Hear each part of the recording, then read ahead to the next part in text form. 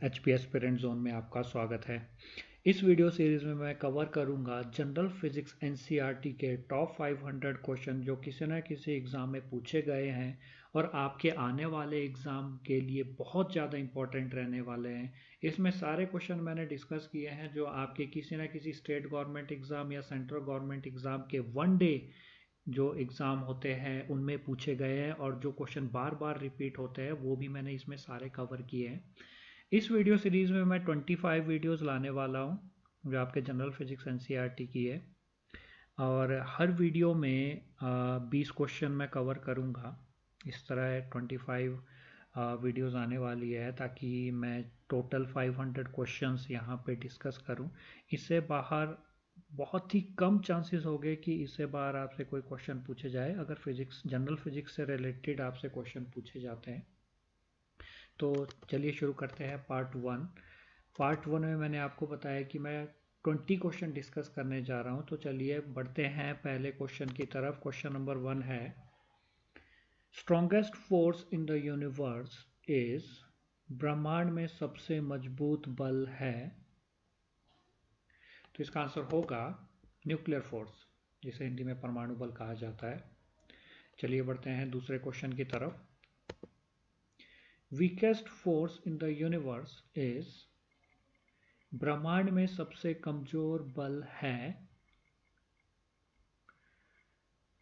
तो इसका आंसर होगा ग्रेविटेशनल फोर्स, जिसे हिंदी में गुरुत्वाकर्षण बल कहा जाता है। चलिए बढ़ते हैं नेक्स्ट क्वेश्चन की तरफ। Question number 3, universal of gravitation was put forward bye, गुरुत्वाकर्षण का सार्वभौम नियम किसके द्वारा प्रतिपादित किया गया था। इसका आंसर होगा सर इसैक न्यूटन। चलिए बढ़ते हैं क्वेश्चन नंबर 4 की तरफ।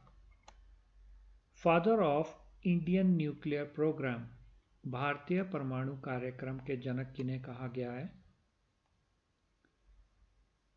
इसका आंसर होगा सर होमी जे भाभा।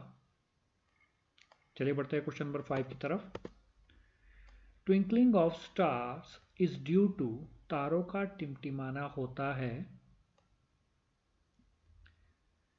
इसका आंसर होगा रिफ्रैक्शन ऑफ लाइट, प्रकाश का अपवर्तन।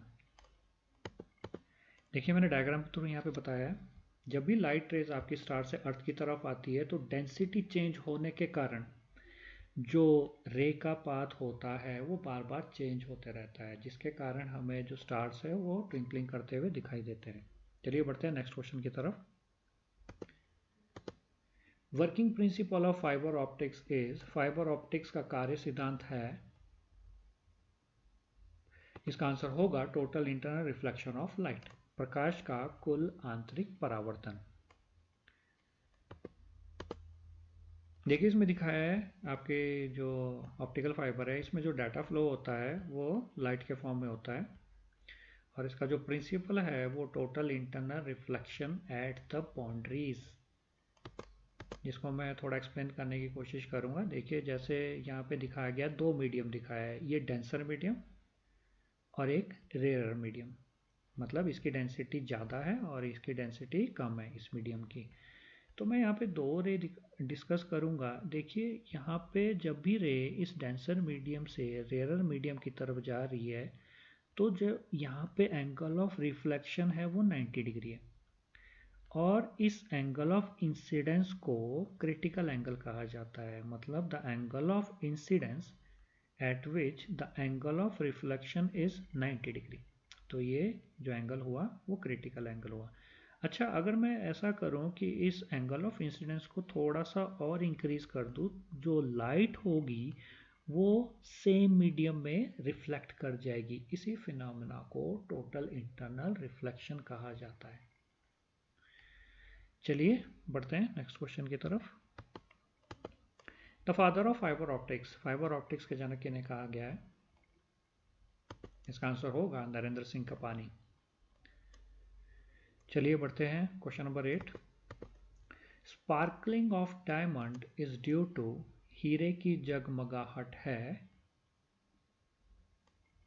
इसका आंसर होगा टोटल इंटरनल रिफ्लेक्शन, जो मैंने आपका अभी पीछे डिस्कस किया था। चलिए बढ़ते हैं नेक्स्ट क्वेश्चन की तरफ। Question number 9। The splitting up of light ray into different colors is called, प्रकाश किरण के अलग अलग रंगों में विभाजित होने को कहा जाता है, डिस्पर्जन। देखिए यहाँ पे इमेज में दिखाया है डिस्पर्जन थ्रू प्रिज्म। जब भी वाइट लाइट, जो लाइट सोर्स है, उससे जो वाइट लाइट प्रिज्म के थ्रू क्रॉस कर रही है तो वो 7 कलर में डिवाइड हो जाती है, और इसी फिनोमेना को क्या कहा जाता है, डिस्पर्जन ऑफ लाइट। विबग्योर जो आपने सुना होगा, 7 कलर्स। चलिए बढ़ते हैं नेक्स्ट क्वेश्चन की तरफ। Reddening of sun at sunrise and sunset can be explained by, सूर्योदय और सूर्यास्त के समय सूर्य के लाल होने की व्याख्या किसके द्वारा की जा सकती है? तो इसका आंसर होगा स्कैटरिंग ऑफ लाइट, प्रकाश का प्रकीर्णन। देखो यहाँ पे एक्सप्लेन किया है, इस पोजीशन पे जब सन होता है तो जो सनलाइट है उसको कम डिस्टेंस ट्रेवल करना पड़ता है, लेकिन जब सनराइज और सनसेट की पोजीशन पे जब सन होता है तो जो सन रेज है वो ज़्यादा डिस्टेंस ट्रेवल करती है अर्थ के एटमॉस्फेयर में, जिससे क्या होता है, रेड के अलावा जो जितने भी कलर्स होते हैं वो स्कैटर हो जाते हैं, और जो रेड लाइट होती है जिसकी वेवलेंथ सबसे ज़्यादा होती है वो ऑब्जर्वर तक आसानी से पहुंच जाता है, जिसके कारण जो सन है वो रेडिश अपीयर होता है सनराइज और सनसेट के समय। चलिए बढ़ते हैं नेक्स्ट क्वेश्चन की तरफ। Which mirror is used as shaving mirror? Shaving mirror के रूप में किस दर्पण का उपयोग किया जाता है? इसका आंसर होगा कनकेव मिरर, अवतल दर्पण। चलिए बढ़ते हैं नेक्स्ट क्वेश्चन की तरफ। Which mirror is used as reflector in solar cooker? Solar cooker में कौन सा दर्पण परावर्तक के रूप में प्रयोग किया जाता है? इसका आंसर होगा कनकेव मिरर, अवतल दर्पण। देखो जैसे इमेज में दिखाया गया है, ये रिफ्लेक्टर है, this is concave reflector, concave mirror कह सकते हैं। चलिए बढ़ते हैं नेक्स्ट क्वेश्चन की तरफ।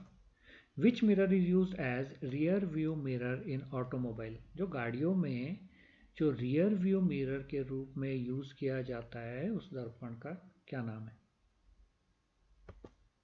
इसका आंसर होगा कन्वेक्स मिरर, जिसको उत्तल दर्पण कहा जाता है।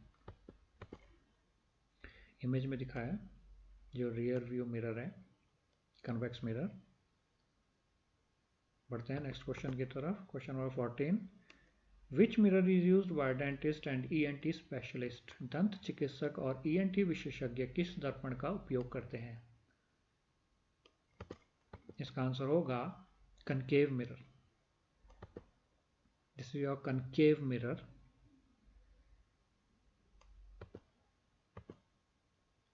देखिए कनकेव और कन्वेक्स मिरर में मैं थोड़ा सा डिफरेंस आपको बता देता हूँ, आपने कैसे याद रखना है। This is your concave mirror, जिसमें जो रिफ्लेक्टिंग पार्ट होगा वो केव से, याद रखिए दिस इज अ केव। जो लाइट रिफ्लेक्शन होगा वो इस पार्ट से होने वाला है। And in case of convex जो रिफ्लेक्टिंग पार्ट होगा वो ये वाला होगा, लाइट यहाँ पे रिफ्लेक्ट करेगी इस वाले पार्ट से। चलिए बढ़ते हैं नेक्स्ट क्वेश्चन की तरफ।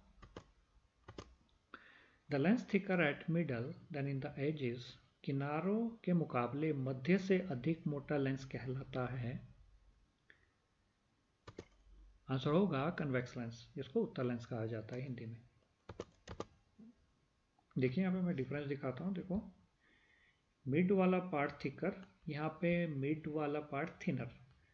मिड वाला पार्ट थिकर वाला कन्वेक्स लेंस कहलाता है, और इसमें जो लाइट रेज होती है वो रिफ्रैक्ट करने के बाद कन्वर्ज हो जाती है, इसलिए कन्वेक्स लेंस को कन्वर्जिंग लेंस भी कहा जाता है। और देखिए जहाँ यहाँ पे कनकेव लेंस की बात करें, यहाँ पे जो लाइट रेज होती है वो क्या हो जाती है, डाइवर्ज हो जाती है, रिफ्रैक्ट करने के बाद डाइवर्ज हो जाती है, इसलिए कनकेव लेंस को डाइवर्जिंग लेंस भी कहा जाता है। डिफरेंस पता लग गया। अगला क्वेश्चन इसी पे है। The lens thicker at edges than in the middle? Lens बीच के मुकाबले किनारों पर जो मोटा होता है उस लेंस को कहा जाता है?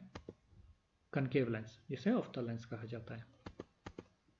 The unit of power of lens is, काफी इंपॉर्टेंट क्वेश्चन है, लेंस की शक्ति की इकाई है, इसका आंसर होगा डायोप्टर। चलिए पढ़ते हैं question number 18। Lens in human eye, मानव आंख में जो लेंस होता है उस लेंस का नाम क्या है? आंसर होगा कन्वेक्स लेंस, जिसे उत्तल लेंस कहा जाता है।